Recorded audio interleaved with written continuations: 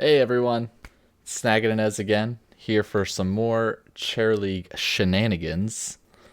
Hoping to have this a late stream for me this time. We had good games yesterday, tried to get some more in. Have just the one game tonight. It's going to be the.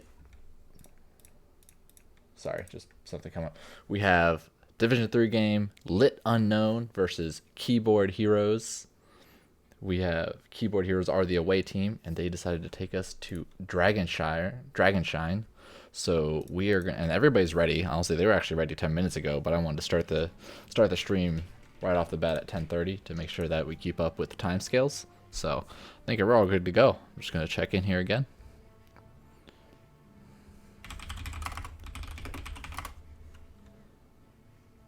All right, let's get this going. Let me switch my scenes because last time I forgot to do that. All right, so right off the bat, we got Dragonshire, a map where a lot of times teams go with the one solo top lane, 4-man, mid bot. A lot of times you prioritize some global heroes, always strong, Falstad, Dahaka, Brightwing. Sometimes they're told to try to get some ganks on the top lane to kind of give you the shrine control.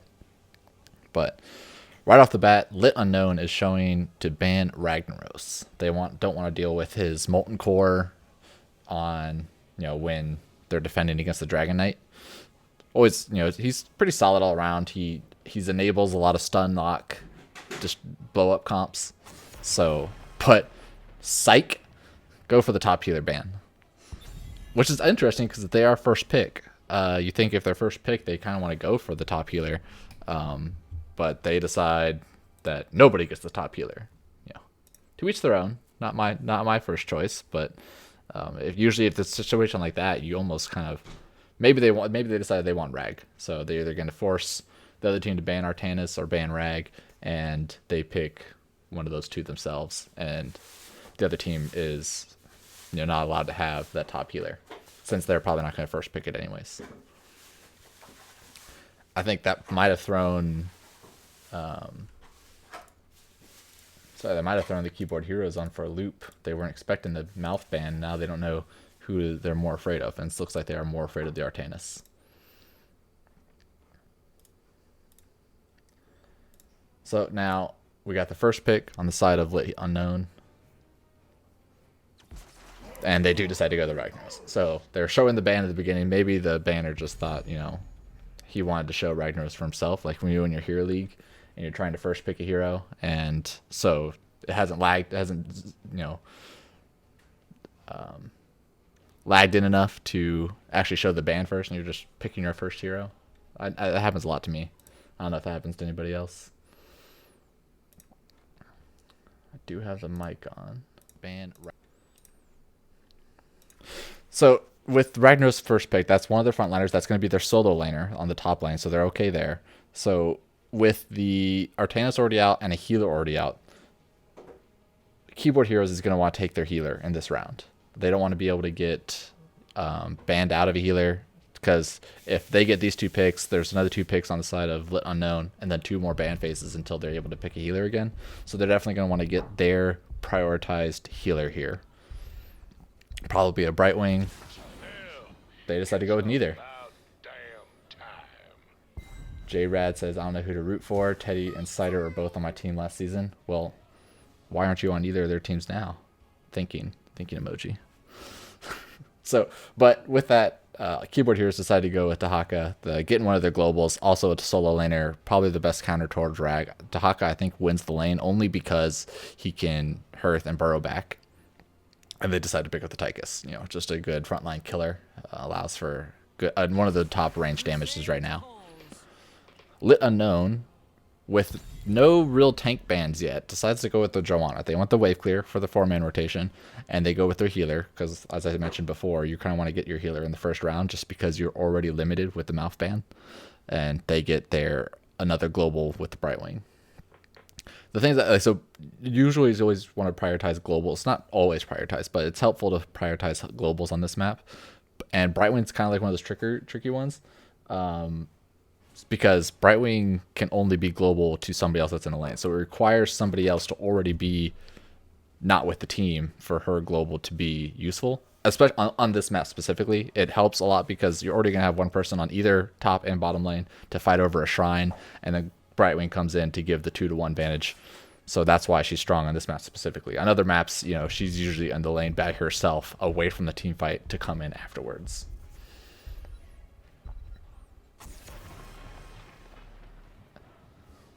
Keyboard Heroes decides to ban out Jaina on the second round ban, getting rid of one of the big AoE damage dealers. Getting rid of some of the wave clear potential on themselves. I mean, they're already behind on wave clear with just the Tychus so far in the 4-man, and going against the Joanna Brightwing. So they do want wave clear now. If they plan to rotate, they might not plan to rotate. They might just plan to, stit a 3-1-1. That's always a solid pick, just because you can have constant pressure in the bottom shrine. You don't have to worry about rotations. You only become susceptible to ganks in the mid and top lane. But as long as you play passively, you can usually try to dominate one of the lanes specifically.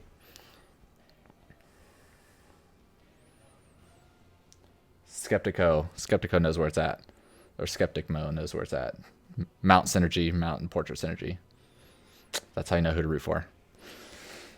So, knowing that LiT Unknown has already picked their tank, they want to ban tank, and they ban ETC. That's the one they're probably most afraid of right now. They have stage dive potential, the mosh pit potential, the death mosh potential, because death mosh has won a couple games so far, and it's always exciting when ETC is just sacrificing himself in there for the will of the team. But getting rid of one of those tanks.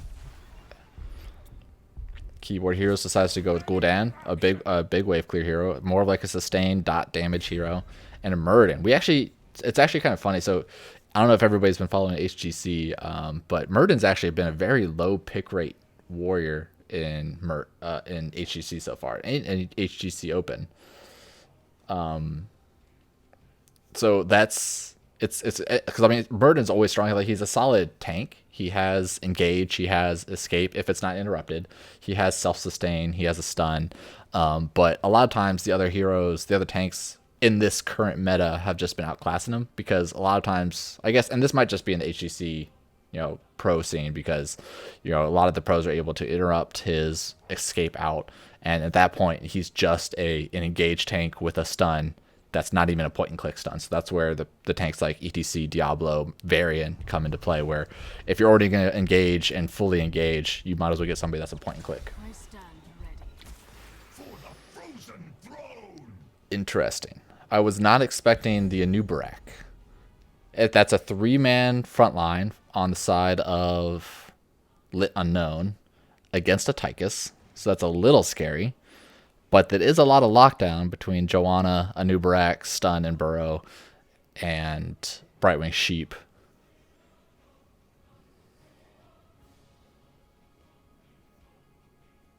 Yeah, I know. I know a Skeptic. I was reading Skeptic Mo, so, because that's your Twitch name. But, whatever, man.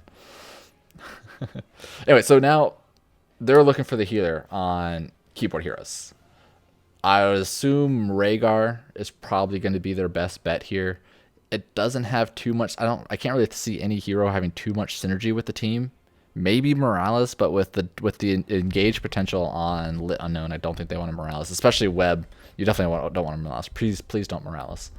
Rhaegar is probably good. Morales, yeah, I was gonna say Kharazim could also work, just because the AoE heals for Gul'dan, but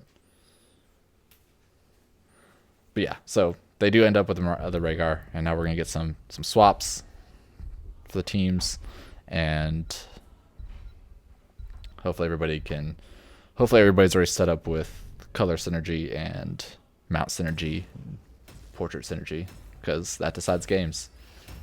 I would actually really like to see a stat on that topic, like if we were to go back through all the Cherry League games, because it's amateur, I think amateur makes, it's more fun in the amateur scene. If we go to all the Cherry League games and compare the teams that had Mount Synergy and Portrait Synergy versus the teams that didn't, I wonder what the win rate there is. I'm very curious now. Maybe I think I might start tracking that for my own cast. But we do have Portrait Synergy on the side of Lit Unknown, so I don't know. I'm getting pretty biased towards him.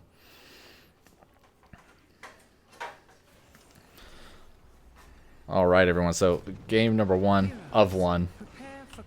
Lit Unknown versus Keyboard Heroes. On the blue team, Lit Unknown, we got Dorshi on Brightwing, Legion on Anubarak, Teddy Bear on Ragnaros, Chaos Pigeon on Vala, and JRK on the Joanna. On the right side, Keyboard Heroes, we got Kalin on Dahaka, Battle Frog on Gul'dan, Masson on Tychus, Sidor on Rhaegar, and Goat on the Muradin. So you'll probably see Dahaka stay in the middle, just waddle his way over to the middle lane to get the essence that he can from the middle, and then he'll probably just burrow top. Meanwhile, he'll have to wait for Ragnaros to join him in the top lane. We are seeing the Joanna are going to take his presence in the mid lane first, followed by the Muradin afterwards. See if anybody's going to engage a little bit. Gul'dan whiffs all of his corruptions, no stacks for him. Good stun, not really able to follow up on anybody. So we're going to have to really pay attention to the Tychus to see if the Tychus gets good in the rhythm value. There is 3 front lines against him, so he's going to have a lot of chances. Dahako hits a minion with his tongue. That minion's going to be stunned for a good second. Sucks for that minion. And Dahako's actually going to waddle his way top lane. Doesn't need to use his burrow yet, thinking that if he starts taking, leave his burrow available to burrow back to the lane if he needs to hearth. And we are seeing the rotation on the side of Keyboard Heroes, and it looks like a little bit of a split, leaving Brightwing in the middle. Anubarak was actually going top, try to scare the Dahaka a little bit. Brightwing in the middle to get the soak. And, whenever the shrines come up, she can always just teleport down to the bottom lane if she needs, or top lane to get any kills that she needs to help with. So now this is always the fiesta time when the shrine starts. So the first shrine and the first dragon always takes a long time to actually get. Tychus trying to get some good value out of his minigun. And so the first shrine is always tough to get because you almost never... Oh, so there's the interrupt on the Muradin. This is what a lot of the teams are talking about. See, that Muradin, he was trying to jump, but right when he jumped, he got pulled back. And that's all of his escape. And at that point, you now have become a tank that is only an engaged tank with some stun. But his stun is, a skill shot versus a point and click. So that's why, that's a very clear example right there of why some of the HGC players are disregarding Muradin as a top tank right now. But I think he's still good. Ragnaros is having a little bit of trouble on top lane with Dahaka, getting a little bit of a pull. I think Dahaka has already used his essence, so he's probably gonna have to burrow out or hearth out and burrow back in. Make sure he keeps this lane presence on to consistently get his essence. We're having a little bit of a scuffle on the bottom lane as they're trying to fight over the bottom shrine. Tyke is just able to sit here and minigun for days, but it's a Joanna and she has a lot of health. But he has no health, and that was an early dragon. With the no mana, no health of Gul'dan, he was not able to tap to constantly get mana out.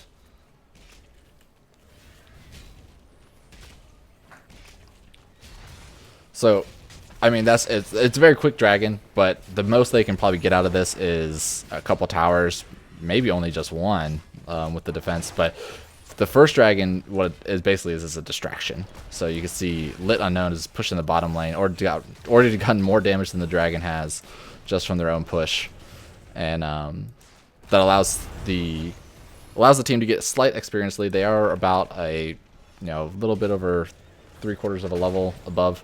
Dragon is going to go down right here as long as Anubarak's in there, so he can just burrow away for free. Lit Unknown was able to get the 2 towers on the bottom lane done. So far, I mean, Tychus has been out of mana for a while. Gul'dan just came back with his full health and mana. This downtime between Dragon Shrines, Dragon Phase, is just going to be taking the Mercs, controlling the lane presence, able to do a little bit of tower shots on top lane. Dahaka's waiting in the bush. Hopefully Ragnaros will step a little bit too far. We'll have to pay attention to that. And Tychus with his... He did go in the rhythm, so we will have to be paying attention to his stacking. It's hard for him to do it with no mana, though. Dahaka went in for the pull, but he did not able to get it. Vala's waiting patiently for her Brightwing to take this Merc camp. Meanwhile, Rhaegar is soloing the camp for Keyboard Heroes. I don't think, now that Dahaka has shown up here, I don't think... Right, if he gets the pull here, but Tychus ran away. That's unfortunate. A little miscommunication on the team. So Brightwing, there is a good Merc push on the bottom lane here, on the side of Lit Unknown. Keeping pressure in the bottom lane, allowing them to make sure that they pick up soak on all the different lanes. Brightwing did Hearth. A good, since she always has her teleport. Anytime she runs low on mana, she can just Hearth back and teleport in.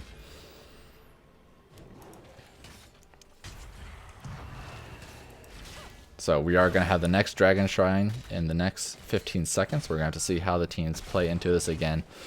So right now, if there's a big enough delay on the side of Lit Unknown to constantly be soaking lanes while not losing the dragon, they are slightly faster to 10. And if they were to hit 10 and get an exact fight on the shrine when they hit 10 with their heroics, that could lead for a big lead, a second dragon, and hopefully into some forts. Right now we have 3 members on the top lane for Keyboard Heroes looking for this Ragnaros gank. If they get this gank, one more stun. Oh, barely with the stun. He was expecting the... Oh, Tychus, keep following him. Tychus, if you used your overpower there, followed up with the overpower, took some tower shots, and then did a grenade, that would have been a dead Ragnaros. Just a little bit of your, understanding what your hero can do and can't do. Taking some tower shots is fine for a kill. And we did have a scuffle on the bottom with a 4v2 right here. Goldan might have walked a little bit too far though, with a good chain stuns between on the side of Lit Unknown to get the Condemn, the Burrow, the spikes from Anub'arak. And knowing that they see 2 members top lane, they are just going to push this fort. Probably get this fort for free actually. Ragnaros is getting a little bit low. Tychus is getting good in the rhythm stacks. You saw that lasted for probably about 3 1/4 seconds, 3 3/3 seconds. The longer that gets, the stronger he's going to be in the late game. And now we do see level 10 on the side of Lit Unknown. See if they're able to push in with their heroics and force somebody out. We see Sulfurious Smash, Blink Heal, Blessed Shield, Cocoon, and Rain of Vengeance. So we're probably going to be seeing the Cocoon go down on the Rhaegar to make sure that they can't get any Ancestrals on anybody. So you'll probably see the Dahaka burrow in, Cocoon or Rhaegar, and the rest of the team follow up with some damage. We have 3 versus 3 on the top lane, seeing if there's going to be a gank on the Ragnaros. Tychus is getting zoned out by the Vala Brightwing, so he's not able to follow up. They do hit 10 already, so he does have his... puts his drill down, but he's not going to be able to die. But Ragnaros down here is going to die. He does get his Sulfurious Smash off, but it's not enough to save him. Dahaka has his full essence, so he's not scared. But the Murden is surely scared of the Vala. Cocoon did go down on the Rhaegar here, and it's just 2 tanks versus a Gul'dan. But Rhaegar, she'll be fine to be able to get out because he has Ghost Wolf.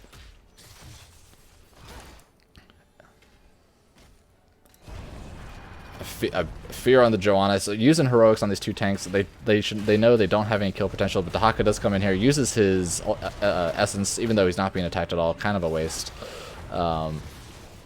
Some good damage on Dahaka on Anub'arak, but he does have his burrow out, and here comes the global pressure of Lit Heroes with the Brightwing coming in. Now there is a healer and the 2 tanks.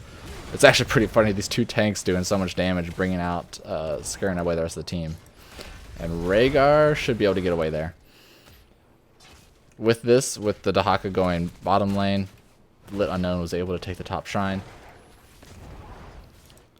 Tychus is hanging out in mid right now and making sure that nobody's able to cap the shrine unexpectedly. We are going to want to make sure that they're actually ahead on soak right now because they have had everybody in all lanes. Vala might have gotten a little bit too close at early cleanse, but I don't think the tongue even went out yet.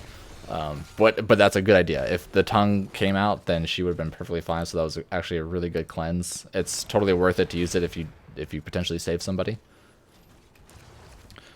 Lit Unknown is posturing to try to take the shrine. They don't have too much poke potential to annoy the shrine capture. Right now their goal needs to be to kill somebody and take one of the towers, which Tychus is able to do with the use of his laser drill on the top lane. Murden's getting kind of low, but he should be able to just bounce away and then heal up himself. Brightwing is hurting, but she's able to just teleport back at any moment. And there she's already back. So Keyboard Heroes is really, sorry, is really looking to get some type of pick here.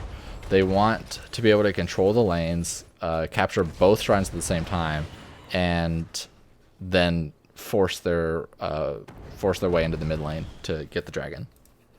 Like a lot of times with Dragonshire, it's hard to actually capture anything with all 5 members alive, because if you haven't killed anybody, then let's say you control bottom, then the other team just controls top. If you control top, the other team controls bottom. If you do happen to control both, then you have all 5 members just fighting over mid until one person sneaks away and controls one of the shrines. So you really are looking for any type of gank potential. And if you're not able to get the gank potential and you know you have full control of a shrine, then a lot of times you want to be putting pressure on the map with mercs. Fear does go out on the Joanna again. The web wrap on Dahaka. Gul'dan might be getting scared by these 2 tanks. The Gul'dan barely misses, able to save. That wasn't Dahaka, that was Muradin. Able to save Gul'dan's life, and Brightwing coming in for the assist. We have Dahaka and Rhaegar on the top lane. Rhaegar's going to try to sneak this shrine. This might be costly for him if Vala turns around and tries to run after him. Muradin's going to be able to walk away from this.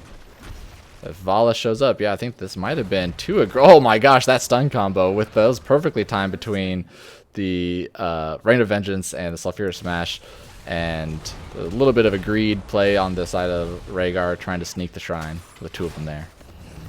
The 2 tanks here, man, they are just such bullies. Like, you know, stop the bullying, please. I think Brightwing will probably be able to get this. Nope. Now with the rotation of all 3 members of Keyboard Heroes, they should be able to stop this. Tychus just throws down his big laser drill, ensuring that nobody's going to take that shrine anytime soon. New Brecht's going to come up trying to help, and then this is the case. They weren't able to utilize the kill at that point, so now with the enough poke in the middle, they were able to sneak somebody to the bottom lane to capture the shrine, and now they're back to square one. There hasn't been too much structure damage. I mean, the dragon got some damage up here. The team, LiT Unknown, got their own damage on the bottom fort. Well, Dan's getting real low, able to heal herself up with the... And then the follow-up Tychus kill. Vala was just able to stand still and attack for days. But the Hearthstone was able to keep Gul'dan alive. He's coming back in for a fight, though. He's trying to get his stacks. Let's see if I can figure out where stacks he's at. Muradin's getting engaged upon. He has finished his corruption stacks with that last one, so that's good. Muradin, I think he might have already used his jump. There it is. And he's out. And now with his self-heal, he'll be fine. Dahaka's going to be trying to keep up his essence. And Gul'dan's going to try to help out a little bit. Let's see if there's anything abnormal with quests, with talents. We did have the longer duration of the stun for Dahaka, which is quite surprising since there is 3 melee. You would think that you would probably want the good sheep right when he put his tongue out. So Sulfurious Smash comes out, does not hit, but still does a good amount of damage. But as I was saying, so with the 3 melee, you almost want to get the one that reduces the cooldown of your W. So that way you pretty much always have it up. I got the pull on Brightwing, but the blink heal was able to keep her alive to safety. And there is all 4. Muradin does go down to the 2 tanks. They were able to. That might have been. I think there was another. Nope, didn't use web wrap. Dahaka comes bottom to secure the bottom shrine. Luckily, the 2 tanks are fighting over giants. So they're not going to be too much pressure. Skeptic, this is a best of 1. Wow, with that, what a play. Even being down a hero, forget what I said about having to kill somebody. They lost somebody and still took a dragon. That's the power of globals, and if your team's not paying attention, because since the 2 tanks went to get these giants down below, then good Sulfurious Smash follow-up. That was perfectly... He definitely timed that out correctly, so that right when Gul'dan needed to walk away, even with the slow on Gul'dan, still able to get the big kill. So there's not going to be too much done with this dragon, but it does make sure that LiT Unknown does not get a dragon, and that's almost worth it. Granted, would they rather be able to do something with it? Of course. And Rhaegar's going to be able to walk away from this. Same with Muradin. Dahaka's here. Those 2 sets of giants were able to take that front keep wall, and that's value. So I think, in the end, LiT Unknown probably came away a little better than that. A little better in that exchange. Tychus is trying to get more use out of his minigun.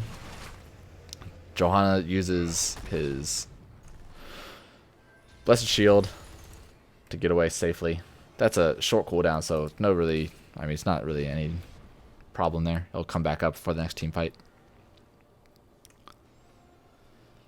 We do see full auto attack build out of the Vala. Burrow, kind of stunlock bruiser build out of the Anubarak.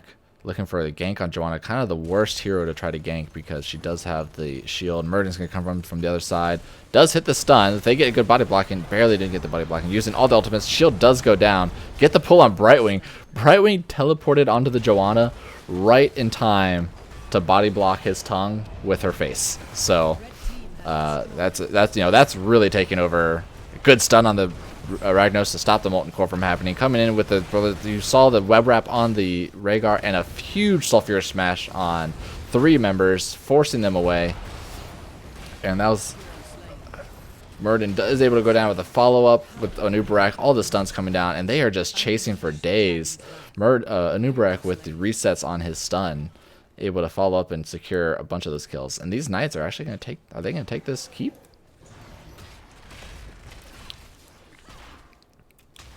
So, I mean, with the Brightwing dying right at the start of that fight, she died after Keyboard Heroes pretty much used all of their heroics. So they were like, whatever, I'll just take away your healer with Web Wrap, and then we can just keep going.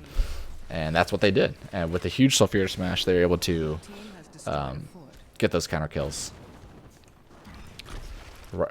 Dragonshine just came available with 3 members on the side of Keyboard Hero still dead. So instead of utilizing the dragon, they're just going to say that, hey, we're going to try to push another keep. Those knights did get bottom keep, so that is always going to now allow catapults to constantly be pushing bottom lane, and it gives them a win condition for the next time they get a big fight like that. Horrify was interrupted, and a big Sulfurious Smash again. Man, these Sulfurious Smashes have been on point with the Vala and the Nubarak. And with the 2 dead there, are they going to try to push core here? Dahaka is doing his best to try to solo and get the dragon himself. And looks like LiT Unknown is going to leave that as it means. They see that the shrines are starting to be taken, and they're going to pull back for it and see that try to gank anybody that's going to try to steal it. Joanna's going to walk up to the top lane by herself. Just make sure that they're not going to be worried about that. They have 20 seconds. They can definitely guarantee the dragon themselves if they play this correctly. They are setting Brightwing to the bottom lane. She can teleport back up to the mid if the team fight starts. Web Wrap comes out, pushing into the Tychus, and they should have an easy follow-up on this Web Wrap kill. Oh, Essence does go down. If they're able to burst him down enough, does not. He just gets the full heal back. And Sulfurious Smash, once again, that was a great use of the Blessed Shield to keep the Tychus in place of that Sulfurious Smash. They were really understanding the power of the stun locks, and they're doing it almost perfectly timed.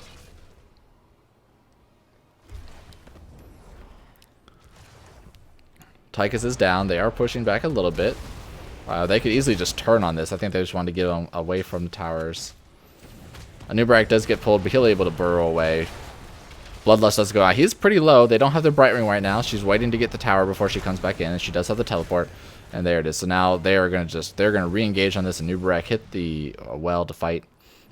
Murden is gonna start poking up a little bit, but they have a lot of catapults pushing. A lot of catapults pushing. A tongue onto Vala, a lot of corruption stacks going out there, but the Bright Wing's gonna eventually heal her back up. Murden's getting scared. The follow-up condemn on the Joanna, behind the Joanna. Dahaka is now going to go down. Does not have enough essence right there. Another big Sulfurious Smash. Man, he is just landing those like crazy. And Battle Frog decides to step back in a little bit too much and decides to go down. Brightwing is actually going to get the dragon, and they should be able to just take this straight to core. Core is actually already at 20%. This is guaranteed game. Those Winions have done so much work, and them forcing the fight pretty much guaranteed the win. So congratulations, LiT Unknown. They definitely utilized their comp. They were following up on all the stuns, the Sulfurious Smashes onto the Rain of Vengeance, into Blessed Shield, Anubarak. They were controlling those team fights with ease. Definitely showed their prowess there on their team fighting abilities. So good showing by Keyboard Heroes. They just need a little bit of tweaks on maybe their team synergy, and I think they'll definitely be back at it. You can see Gul'dan, was definitely way above the rest of the team. I didn't get to see the Tychus's minigun duration, but and Vala was obviously doing a lot because she never died. But anyway, so that is going to be that game. That's gonna be it. Congratulations to LiT Unknown. So this was my only cast for tonight. I only had the one game. I do have a cast tomorrow as well. I believe it is at 9 something. So look out for that. And hope you guys enjoyed it. It's a pretty good game. It was definitely a great showing on the use of Ragnaros and the use of his Sulfur Smash. Something to look into a lot and definitely pay attention to. So hope to see you guys next time. You guys have a good night. Enjoy some Cherry League.